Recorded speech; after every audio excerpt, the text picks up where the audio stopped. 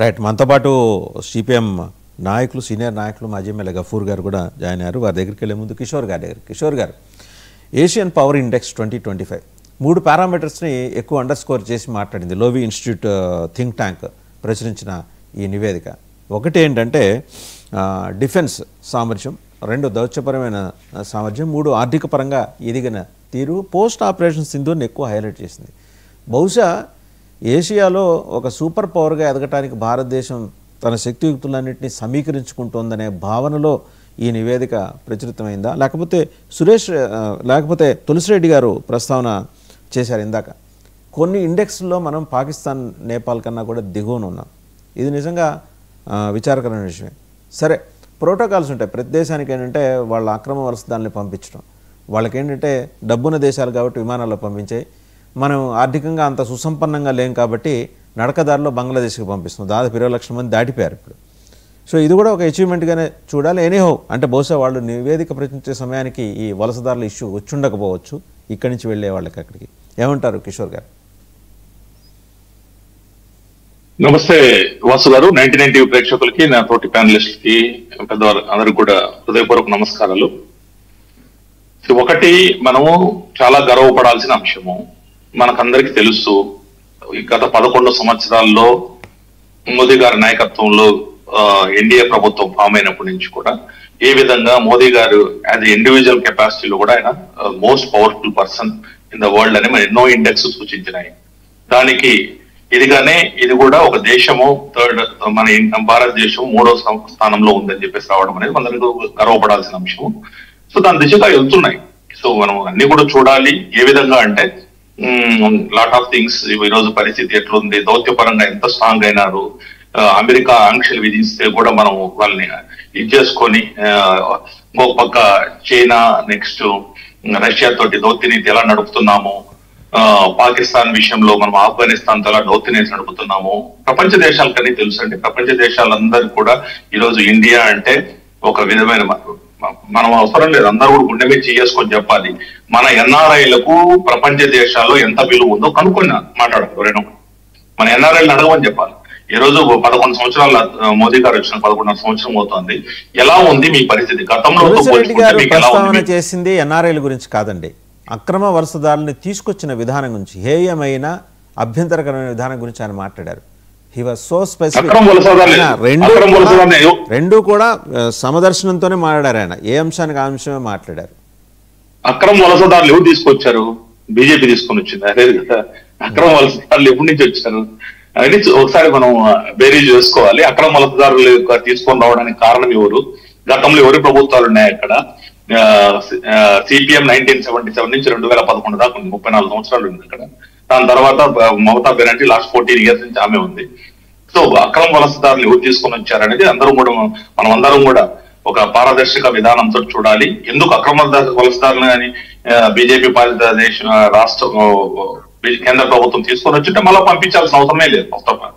So అవన్నీ దృష్టిలో పెట్టుకొని మనం ఎస్ఐఆర్ ఎలా చేస్తున్నారు, సో అక్రమ వలసదారులు ఎందుకు భయపడి పారిపోతున్నారు, వాళ్ళు ఎందుకు రాంగ్ ఎంట్రీలు చేశారు, వాళ్ళకి ఎందుకు తాతల ముత్తాతల గురించి చెప్పలేకపోతున్నారు, ఇవన్నీ కూడా మనకు మన దేశంలో ఉండే వాళ్ళకి ఖచ్చితంగా మనము గ్యారంటీ అన్ని రకాల ఉపాధి అన్ని కూడా చేస్తాం. వాళ్ళకు కూడా మనం చేసే పరిస్థితి లేదు. దొంగ ఓటర్లు, వాళ్ళు వచ్చి పోవడాలు, ఇవన్నీ చాలా, ఎవ్రీథింగ్ ఈజ్ క్వశ్చనబుల్. కాబట్టి అక్రమ వలసదారుల విషయంలో ఈరోజు ఎన్డీఏ ప్రభుత్వము, లేకపోతే కేంద్ర ప్రభుత్వము, home ministry and election commission వీళ్ళందరూ తీసుకునేది ఒక మంచి చర్య. కిషోర్ గారు, చిన్న సబ్మిషన్, సారీ ఫర్ ఇంటరప్షన్. ఏంటంటే తులసిరెడ్డి గారు అనేది అమెరికా నుంచి పంపిస్తున్న అక్రమ, ఇక్కడి నుంచి వెళ్ళిపోయి అక్కడ రకరకాల మార్గాల్లో వెళ్తుంటారు కదా, అక్కడికి వెళ్ళి అక్కడ సెటిల్ అయిపోయి వీసా ఎక్స్టెన్షన్ లేకపోయినా గడువు ముగిసినా సరే అక్కడ ఉంటున్న వాళ్ళందరినీ హేయంగా, అమానవీయంగా, చాలా పాశవంగా పెడరెక్కలు విరిసి కట్టి ఫ్లైట్స్లో పంపించిన విధానాన్ని ఆయన క్వశ్చన్ చేస్తున్నారు. ఇది ఎందుకు మోడీ గారు ప్రశ్నించలేదు అనేది వారి ప్రశ్న. ఇప్పుడు మనము ఒక పక్క ఉదాహరణకి మనం వలసవాదులను బయటికి పంపిస్తున్నాం, రెండో పక్కన మనం ఈ విధంగా క్వశ్చన్ చేసినప్పుడు తప్పు మనం చేసినా తప్పే అండి నా దృష్టిలో అయితే. ఎవరైనా ఇప్పుడు మన వాళ్ళు అక్కడ పోయి తప్పుడుగా ఉండడం అనేది తప్పే. కాబట్టి మనం ఒక పక్క మనం చేసేసి ఎగుమతులు అక్రమంగా పోయి ఉండండి అని చెప్పేది, రెండో పక్కన అవతల అక్రమంగా వచ్చి మన దేశంలో ఉంటున్నారంటే తప్పుపడడం ఎంతవరకు ఉంటది? మోదీ గారు స్థాయిలో చెప్తారు. కొన్ని ఎలా ఉంటాయంటే కొన్ని ఒక సూచనలు, వాళ్ళు చేసే పనులు దాని తగ్గట్టు ఉంటాయండి. కొన్ని అన్నిటికీ మోదీ గారు ఆన్సర్ ఇవ్వాల్సిన పని లేదు. దెర్ ఆర్ సమ్ పీపుల్, ఉదాహరణకి తులసిరెడ్డి గారు చెప్పినట్టు మన ఆపరేషన్ సింధూర్ తర్వాత స్టేట్మెంట్స్ ఇచ్చే వాళ్ళు ఎవరు ఉంటారు? చీఫ్ ఆఫ్ ఆర్మీ స్టాఫ్ ఉంటారు, వాళ్ళు మాట్లాడతారు. అన్నిటికీ మోదీ గారు పెద్దానికి సూచనలు ఇవ్వాలా? లేకపోతే ట్రంప్ వచ్చేసి, నేను ట్రంప్ గురించి ప్రపంచంలో తెలియదు ఎవరికండి. Trump is unpredictable. ఆయన ఏదో మాట్లాడతారు. ఆయన ఇచ్చే ప్రతి స్టేట్మెంట్ కి అమెరికాలో ఉండే ప్రతిపక్ష నాయకులు సరిగా ఆన్సర్ ఇవ్వదు. మనం ఎందుకు ఇవ్వాలా చెప్పండి?